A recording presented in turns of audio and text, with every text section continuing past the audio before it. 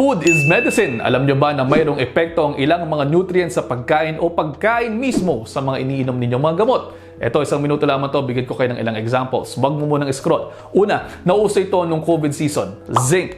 Pero alam nyo ba na ang sobrang dami ng zinc ay pwede rin pong makagambala sa iron and copper absorption. Kaya naman po may ilang mga pasyenteng nag-overdose ng zinc dahil daw gusto nilang pataasin ang kanilang resistensya, pero nagkakaroon naman sila ng iron deficiency anemia.